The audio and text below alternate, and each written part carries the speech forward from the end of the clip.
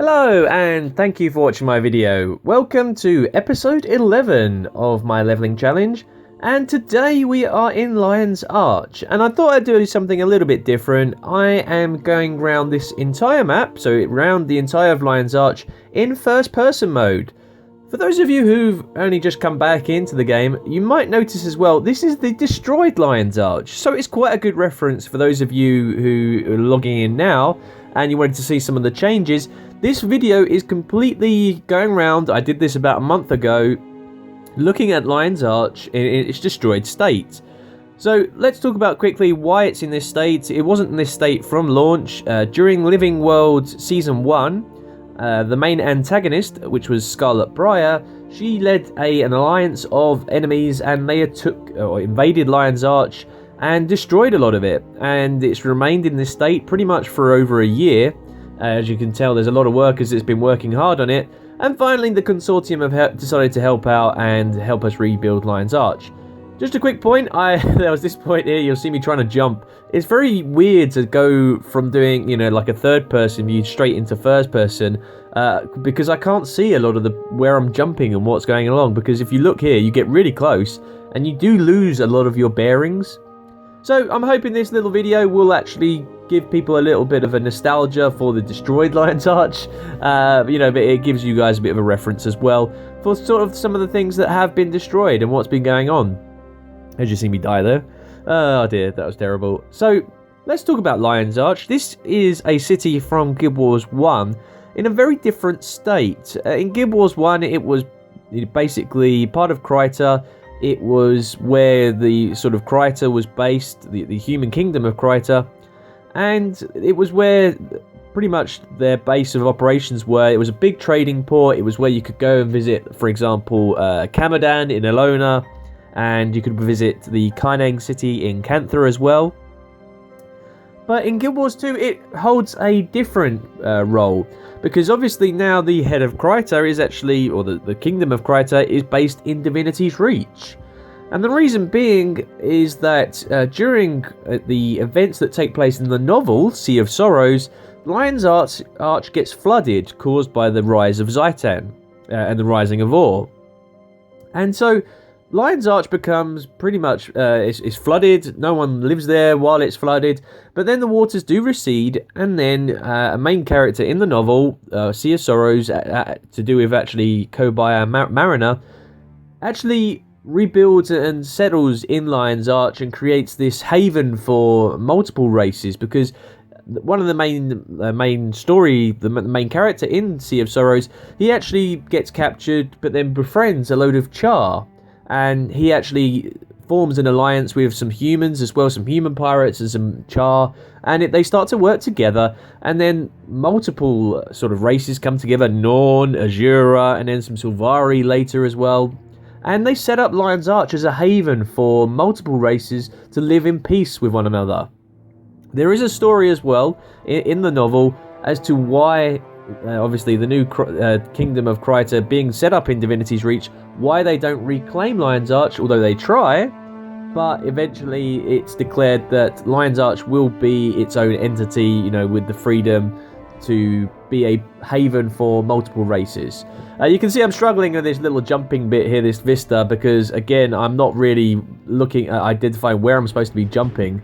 Eventually I do get there in the end. But yeah, Lion's Arch is a pretty predominant focal point for the majority of Guild Wars 2. It's the main area where all the races congregate, because we have all the Azura gates coming into Lion's Arch. It's where the main trading goes on.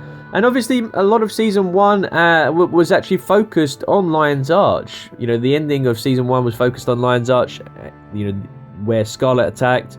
And you find out the reason being it's to do with the ley lines initially congregating in a hub at Lion's Arch, and Scarlet taps into that and wakes Mordramoth. So Lion's Arch does have a big role, and probably will be mentioned in Guild Wars 2, the Heart of Thorns expansion, because to do with those ley lines. So you can see here we're actually coming up to the Tengu wall. This is a border with Lion's Arch where you have some Tengu scouting, or some scouts around. The Tengu actually, obviously, their main sort of city is you can't actually access it. It's got high walls all the way around. And that shows you how far it comes, because it goes from Caledon Forest in the Silvari sort of starter zone all the way to Lion's Arch. So it is a vast sort of city. Whether or not that wall is actually part of the Tengu sort of city, it might just be an extra wall, like outer defences sort of thing. So you see the point of interest we actually just passed. That was Old Lion's Arch. You can't really see much of it with the Breachmaker debris there and many of the features from Guild Wars 1. You really do struggle to see, some of the aspects that some of the statues and such from Guild Wars 1. So as you can see here, we're actually, we've gone through, or just past, the wreckage of the Breachmaker. That was obviously to do with the Living World Season 1. This majority have been cleared away now. If you go into Lion's Arch now as it's being rebuilt, there's only the drill head. So there isn't really much that remains from, the finale of Season 1. But the Lion's Arch is actually run by the Captain's Council. You'll find there's a Norn called Magnus, and he is pretty much the head of the Captain's Council. The Captain's Council are only allowed a certain amount of people on board to sit on the Captain's Council, and everybody has to have their own ship. And it's a very sort of mercenary type environment, but Lion's Arch tends to be faring pretty well at the moment. It's been working well for the last, since Kobai Mariner sort of founded it again, or refounded it, in other words. But as we can see, we're progressing on. How it is Guild Wars 2 today, if we look at Lion's Arch, what it's like for us. As you can see, we've leveled up, and we're actually now level 40, so we'll be able to do the story mode a little bit later on in this series. But the main bases, so the Vigil have an outpost here. This is where you can find General Almora Soulkeeper. You've got also points for the Demon Priory and the Order of Whispers. This tends to be where, obviously, you start really properly interacting with the orders, and it's where you actually first meet your order representative when you decide to join the order of whatever you decide. The Order of Whispers, the Order of, the Demon Priory, or the Vigil. You actually meet your mentor in Lion's Arch. But Lion's Arch, yeah, generally it's a very nice place to go. It is probably the most populated map anywhere. Let's just see me die again. The majority of people will spend most of their time in the, as we can see here, this is the little ArenaNet bridge logo.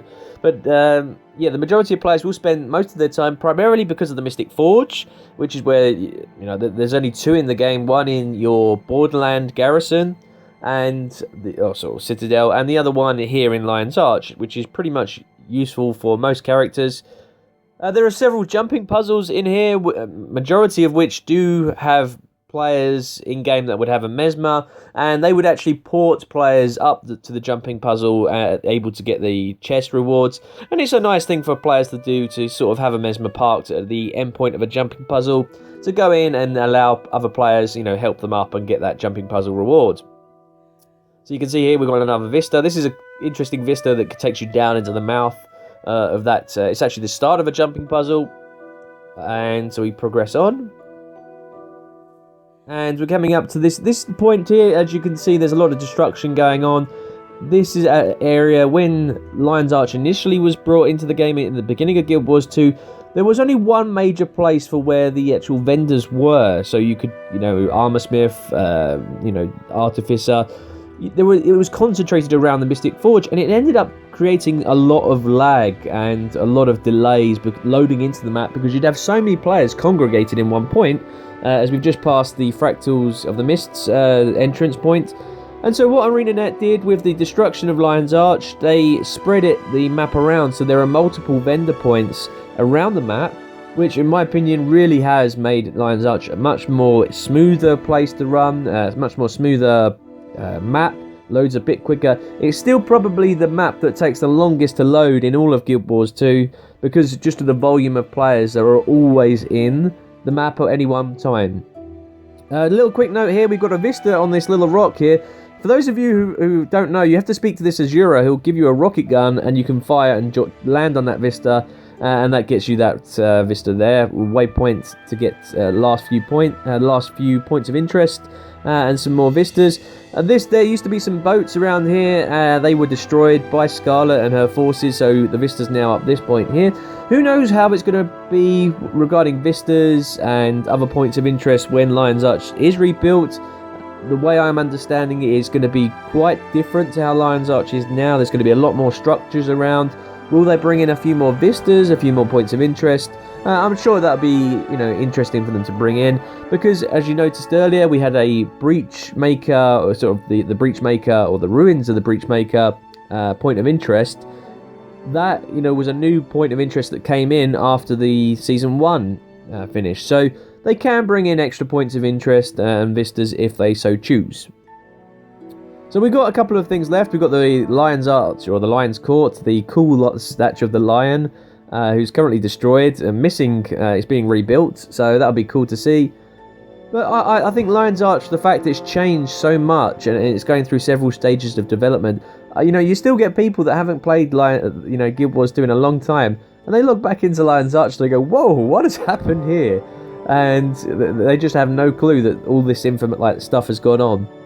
So you can see here, this is a complete guide. I've just gone around Lion's Arch. It's still in first-person mode. I thought I'd do something different. I wanted to show you how it is in first-person mode, and it's pretty interesting. Guild Wars 2 could be a very different game if it was a first-person player. I did really struggle to get up to this to this vista, because again, it is such a different perspective in first-person mode. I can't exactly see where I'm supposed to be going. You do get a little bit confused. But there we go, we got up to that vista, and that is Lion's Arch completed.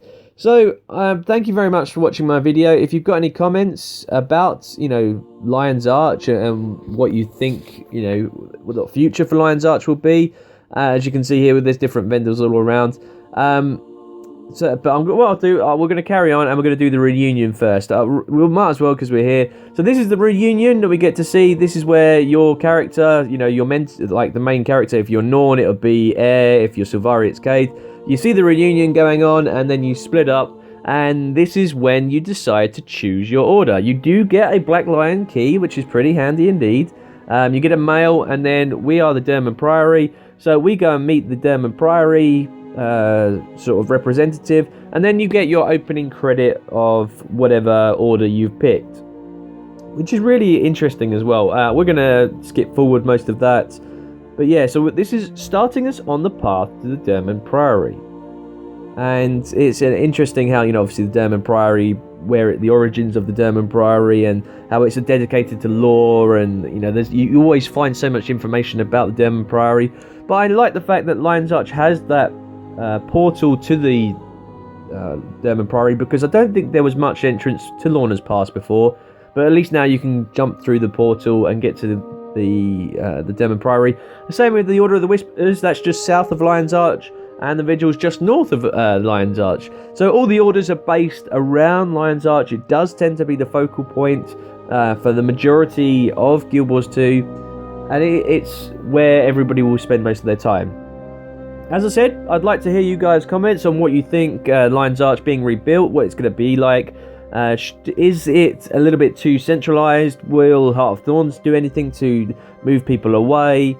Are you happy the way Lion's Arch has changed from launch to what it is now? But yeah, thank you very much for watching my video. I'll see you on the next one.